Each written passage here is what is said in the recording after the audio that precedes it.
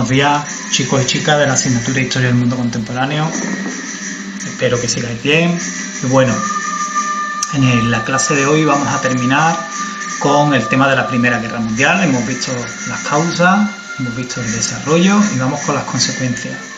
Si veis ahí, le he subtitulado las consecuencias una herida mal cicatrizada.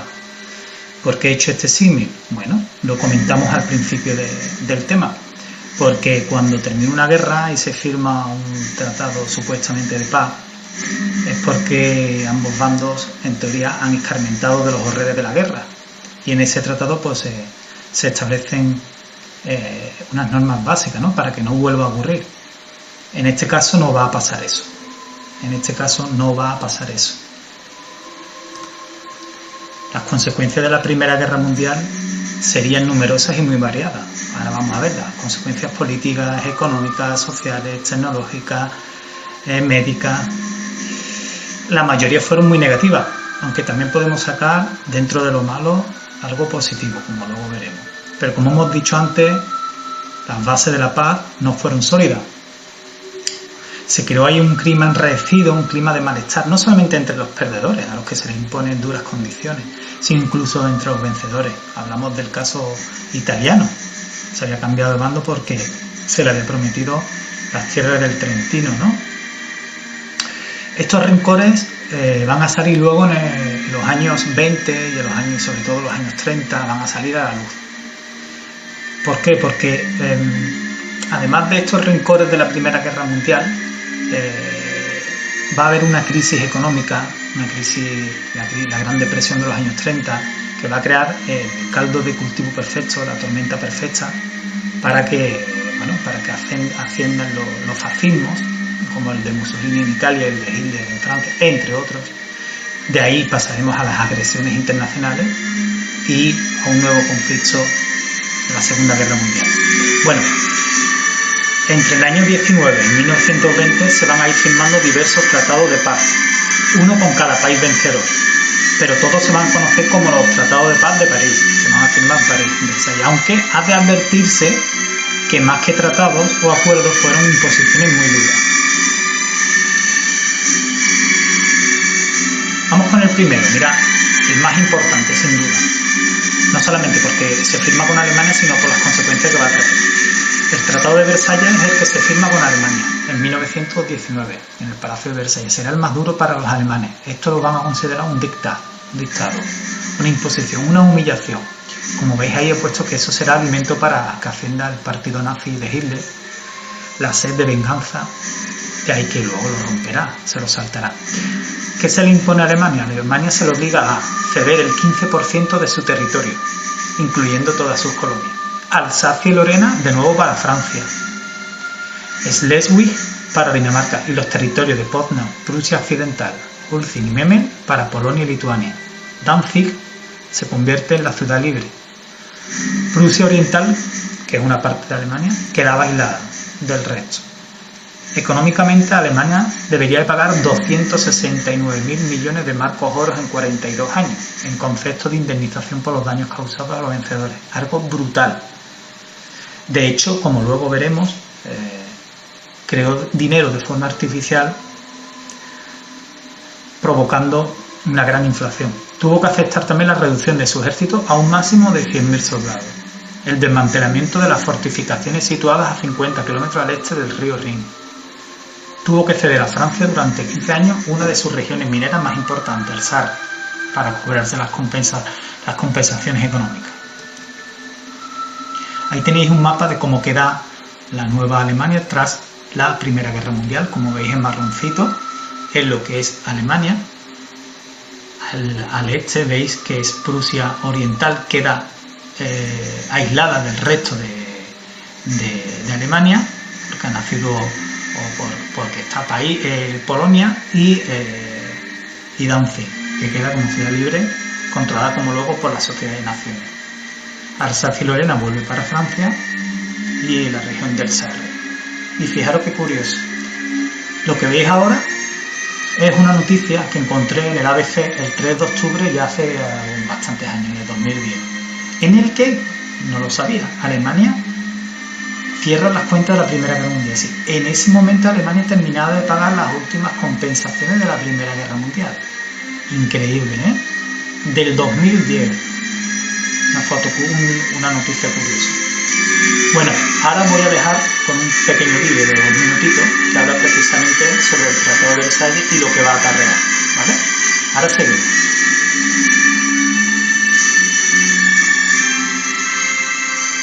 Los franceses y los británicos crean un cuerpo internacional diseñado para evitar la guerra en el futuro. Lo llaman la Liga de las Naciones.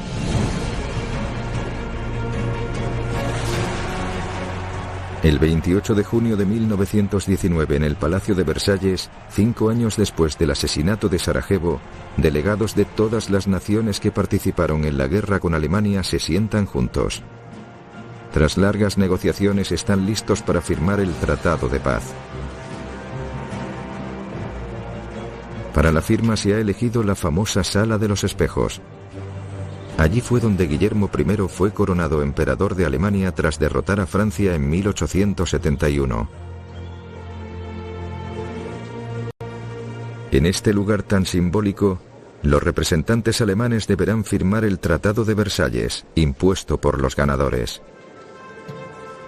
Más tarde Hitler lo llamará el Diktat. Los aliados dividen a Alemania en colonias e imponen duras sanciones de guerra.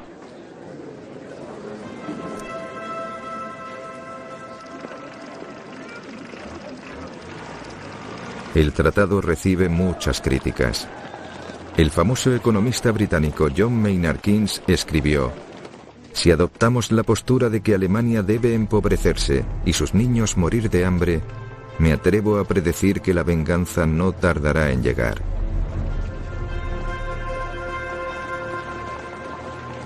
Sin embargo, para Clemenceau, lo que más importa es haber recuperado Alsacia-Lorena a Francia con las ricas minas de carbón del Valle del Saar.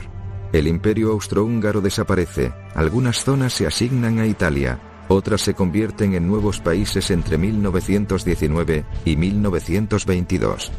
Alemania queda dividida en dos por el corredor polaco, creado para dar a Polonia acceso al mar. Rusia queda excluida del tratado. Tras una sangrienta guerra civil se convertirá en la Unión Soviética, la URSS. Bueno, chicos, después de haber visto ese pequeño vídeo sobre el Tratado de Versalles, que será el más grave, ahí podéis ver que los diversos tratados que ahora vamos a ver harán que surja un nuevo mapa de Europa, el antes y el después. Lo podéis ver ahí y en el enlace de las actividades que luego vamos a comentar. Además del de Versalles, se firman estos otros tratados. El Tratado de Saint-Germain con Austria en 1919, por el que desaparece el Imperio Austrohúngaro, tiene que ceder a Italia el Tirol del Sur hasta el Brenner, de Trieste e Istria, así como parte de Dalmacia, Carintia y Carniola. Tuvo que aceptar la independencia de Hungría, de Checoslovaquia, de Polonia y de Yugoslavia, y su ejército no podía superar los 30.000 soldados. El Tratado de Neuilly con Bulgaria, el 19, por el que Bulgaria cede a Grecia los territorios tracios de la costa mediterránea, si bien conservando a Bulgaria un acceso al mar y el ejército limitado a 20.000 hombres. El Tratado de Sèvres con Turquía, 1920, por el cual se establece la internacionalización de los estrechos, la cesión de la isla Egea, menos Roda, y Esmirna a Grecia, Siria y Cilicia a Francia, Irak y Palestina a Inglaterra, que obtienen también el protectorado de Arabia, el Dodecaneso y Rodas a Italia. Armenia logra la independencia. Chipre y Egipto para Inglaterra. El Kurdistán obtiene la autonomía y, igual que los demás, un ejército limitado, en este caso a 50.000 hombres.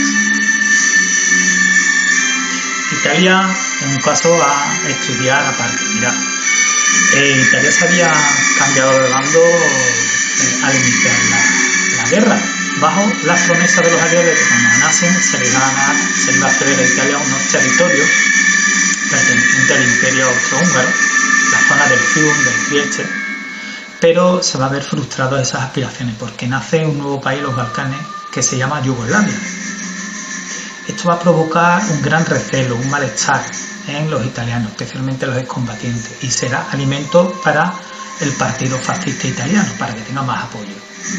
De hecho, cuando ascienda Mussolini, tratará de vengarse e invadir esa zona. Eso va a poner un granito de arena para el estallido de la Segunda Guerra Mundial. ¿Qué pasa con las colonias alemanas? Mira, las colonias alemanas y algunas provincias del antiguo imperio turco otomano van a pasar a ser controladas por los vencedores. Estas colonias y provincias otomanas pasan a los vencedores con el nombre de mandatos cedidos por la Sociedad de Naciones, que lo vamos a ver. Ahí tenéis un mapa y qué país es el que lo controla.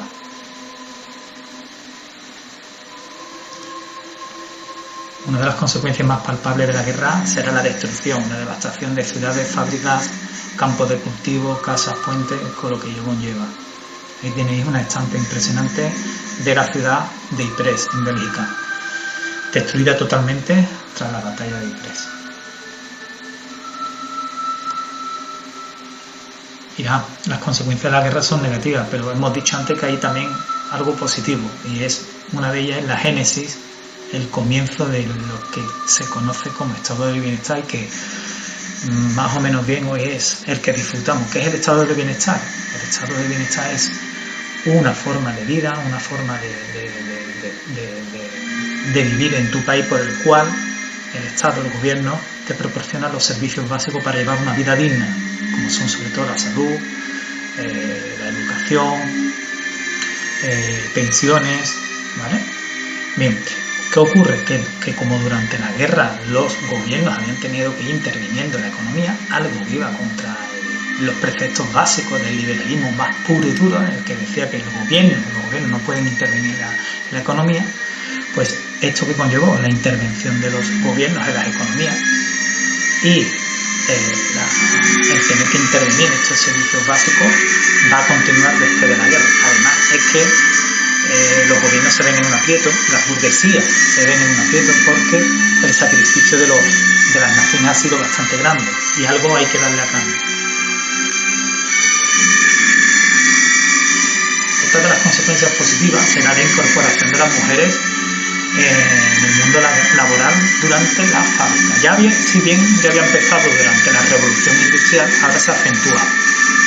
Los hombres están en el frente combatiendo y estas se tienen que ocupar de mantener la producción industrial. ¿Esto que va a provocar? Que una vez que termine el conflicto, las mujeres luchen por la obtención al voto.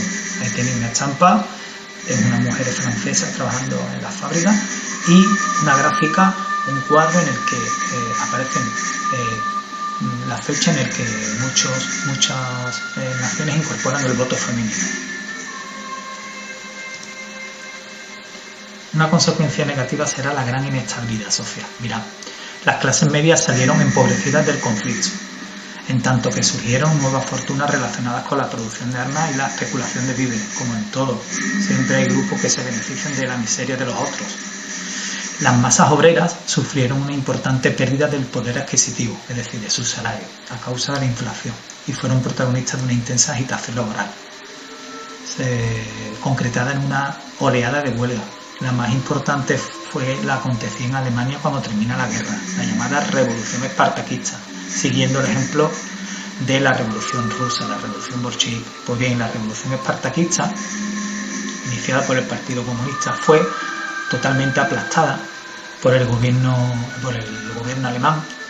De hecho, tuvo que intervenir el mismo ejército alemán, vencido en la guerra, pues tuvo que intervenir en las calles de las ciudades alemanas.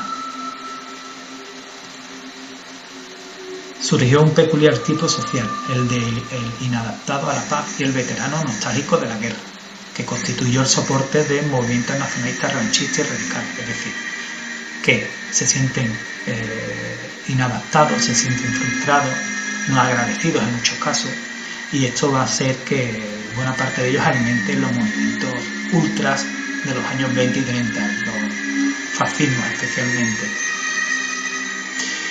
no se encuentran reconocidos por su esfuerzo. Hubo colectivos que no aceptaron el fin de la guerra y denunciaron los tratados de paz, especialmente en Alemania. Ahí tenéis una estampa, una fotografía de un veterano de guerra alemán discapacitado que está pidiendo limosna.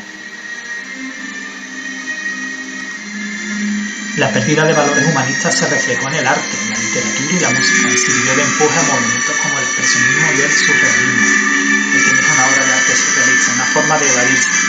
Además, la guerra provocó un shock en la conciencia occidental. Los europeos se habían elegido como los garantes de la civilización, del orden y la armonía, frente a la supuesta barbarie de sus colonias. Pues bien, esta conmoción se hará visible en Europa. Pero es que además la guerra supuso un pistoletazo de salida, un despertar de las colonias, en las que ven que sus supuestas metrópolis no son tan civilizadas como se las habían visto, y además el haber participado los colonos en la guerra pues le dan las estrategias necesarias para que comiencen a pensar en, ¿por qué no?, la independencia. Aunque sea triste, durante la guerra los adelantos tecnológicos, científicos y médicos, luego, una vez que termine el conflicto, se van a aplicar en el mundo civil, ¿vale? En la medicina, en la tecnología, en la ingeniería, en todos los campos. En total hubo casi 10 millones de muertos y más de 20 millones de heridos y mutilados, aunque claro está, nos referimos solo a las bajas en combate, porque habría que sumar otros muchos millones de personas civiles que murieron por causa de la guerra, sobre todo en Rusia, además de movimientos de desplazados. Y ahí tenéis una gráfica con los muertos en la guerra.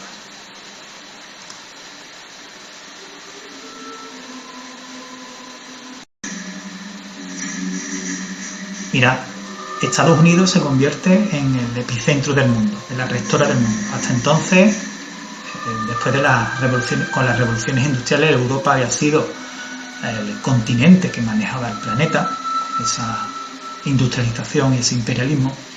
Esta Europa está derrotada, está destrozada y necesita la inyección de dinero de Estados Unidos, que va a mover los hilos en Europa a partir de entonces.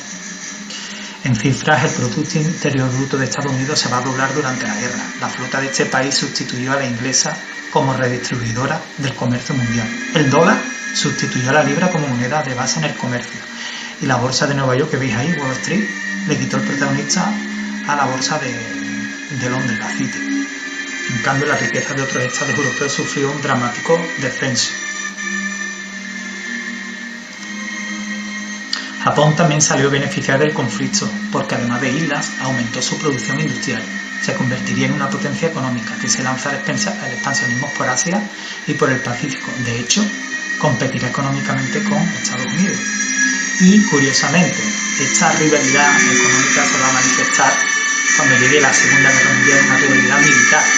Japón se va a aliar con el eje, con los fascismos, con el nazismo, además, curiosamente, ya no con los aliados, como había hecho en la Primera Guerra Mundial. Otra de las consecuencias positivas, eso sí frustrada porque no va a permanecer en el tiempo, va a desaparecer, será la creación de un organismo para velar por la paz en el mundo. Nos referimos a la Sociedad de Naciones. Tenía un problema, o tenía varios. El primero es que carecía de una fuerza militar con la que hacer cumplir posibles sanciones a países que se tomasen la justicia por su mano. Inicialmente integraron la organización 45 países, aunque quedó debilitado al no sumarse ni Rusia ni Alemania y tampoco la misma Estados Unidos, cuyo Senado no había ratificado el Tratado de Versalles. Durante los años 20 y 30 asistió a un constante crecimiento de sus miembros. Fue el antecedente, y eso es importante, de la ONU, de la Organización de las Naciones Unidas que tenemos hoy día. Su mayor éxito consistió en sacar adelante determinados programas de cooperación económica y humanitaria, pero el principal fracaso es que no pudo detener la cadena de agresiones que condujo a la Segunda Guerra Mundial, y con esta desapareció. En resumen, como has podido leer, las consecuencias de la guerra son muy graves, pero quédate con la idea principal. Alemania guardará un rencor que lo hará visible con Hitler. Este llegará al poder en el año 33, por el apoyo popular ante la crisis económica, más las promesas de venganza por el que ellos consideraban injusto Tratado de Versalles. el cual se lo va a saltar, lo eliminará y se intentará vengar iniciando una política expansionista agresiva que va a llevar a la Segunda Guerra Mundial. Incluso otros como Italia tampoco había quedado satisfecha, quería más, recordar esos territorios yugoslavos. O la misma Japón, que si bien en esta Primera Guerra Mundial, como hemos dicho antes, se puso de lado de los aliados para lograr las plazas alemanas en Asia, más tarde, y por esa afán expansionista, chocará con Estados Unidos y sería con el eje. Por tanto, si veis, muchas de las causas de la Segunda Guerra Mundial hunden sus raíces en lo mal que se cerró la primera. Ya sabéis, una herida mal cicatrizada.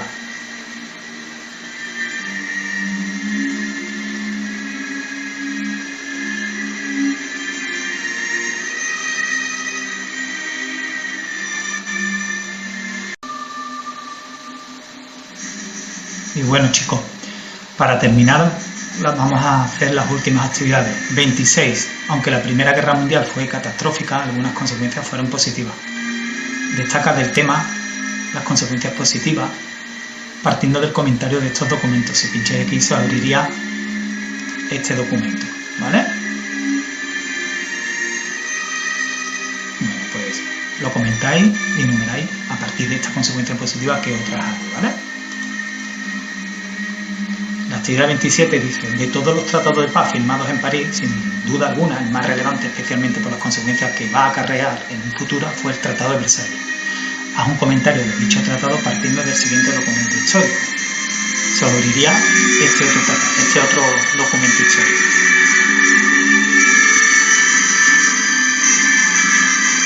La 28 dice que completéis los mapas de Europa de antes y después de la Primera Guerra Mundial, siguiendo el ejemplo de los del siguiente enlace, lo hemos visto antes en el vídeo. Pincháis ahí, se abriría un mapa de antes y después, pues lo completáis, ¿vale? Le ponéis el nombre a los países. Aquí tenéis el de Europa en 1914 y Europa tras la Primera Guerra Mundial, ¿vale? Y para terminar, pues a modo de repaso, hacéis el crucigrama de la Primera Guerra Mundial, ¿vale? Ahí tenéis las pistas y lo completáis. Y como siempre os digo, si tenéis dudas, ya sabéis, me mandáis un mensajito. Un saludo y espero que os haya gustado.